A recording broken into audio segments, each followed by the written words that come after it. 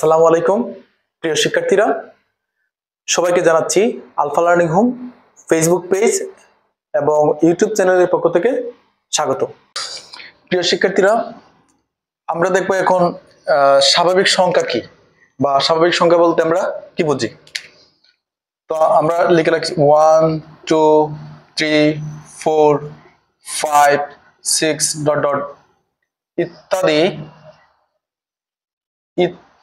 ইত্যাদি অখণ্ড অখণ্ড সংখ্যা গুলোকে স্বাভাবিক সংখ্যা বলে। তো আমি বোর্ডে লিখেছি যে 1 2 3 4 5 ডট ডট ইত্যাদি অখণ্ড সংখ্যাগুলোকে স্বাভাবিক সংখ্যা বলা হয়। তো এই যে আমরা এখানে যে সংখ্যাগুলো দেখতে পাচ্ছি, এগুলা প্রত্যেকটা হচ্ছে অখণ্ড সংখ্যা, আর এগুলোকে আমরা স্বাভাবিক সংখ্যা বলছি। তো আমরা একটা জিনিস একটু ভালো করে দেখি যে এখানে এই যে 3 আর 4, এই যে 3 আর 4 এর মধ্যে কিন্তু অসংখ্য সংখ্যা আছে, হাজার হাজার লক্ষ লক্ষ কোটি কোটি সংখ্যা আছে। তো কিভাবে, যেমন আমি যদি বলি 3 আর 4 এর মধ্যে কি কি সংখ্যা আছে, তো অবশ্যই তুমি বলবা যে 3 আর 4 এর মধ্যে 3 আর 4 এর মধ্যে আছে 3.5 আছে, ঠিক আছে। 3.5 তো 3 এর চেয়ে বড় এবং 4 এর চেয়ে ছোট। বা 3.1 আছে, তারপরে 3.01 আছে, 3.001 আছে, 3.0001 আছে। তো এই যে 3.001 এটা তো 3 এর চেয়ে বড় এবং 4 এর চেয়ে ছোট।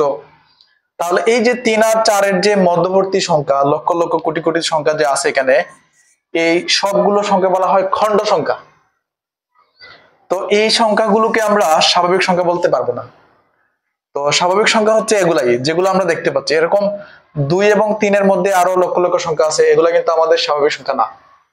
তাই জন্য আমরা সংখ্যার মধ্যে বলেছি কি 1 2 3 4 5 ডট ডট ইত্যাদি অখণ্ড সংখ্যাগুলোকে স্বাভাবিক সংখ্যা বলে।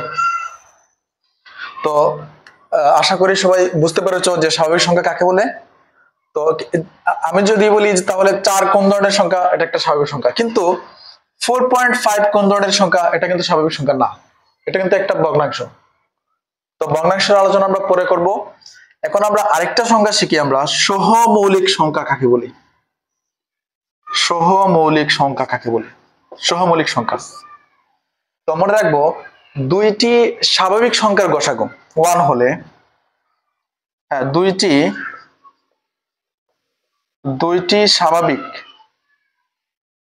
স্বাভাবিক সংখ্যার গসাগু 1 হলে এদেরকে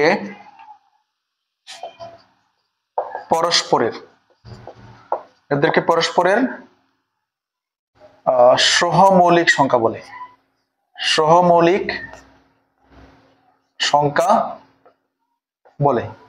যেমন একটা উদাহরণ দিচ্ছি আমি, যেমন 6 ও 35, 6 এবং 35 হচ্ছে পরস্পরের সহমৌলিক সংখ্যা। এখন কিভাবে, যে আমরা সংখ্যার মধ্যে বলেছি যে দুইটি স্বাভাবিক সংখ্যার গসাগু 1 হলে, তো আমরা 6 এবং 35 এর গসাগু বের করব। বের করে যদি দেখি আমরা 1 হয় গসাগু, তাহলে তারা হচ্ছে পরস্পরের সহমৌলিক সংখ্যা। তাহলে আমরা 6 এবং 35 এর গসাগুটা বের করি, তাহলে এটা হবে এরকম 5 6 30, 5 6 30। তো 5 থেকে 0 গেলে থাকে 5, এখানে আসবে 6, তো 5 দিয়ে 6 কে একবার যায়, 5 একে 5, তাহলে 6 থেকে 5 গেলে 1, আর 1 দিয়ে 5 কে ভাগ করলে আবার 5 একে 5।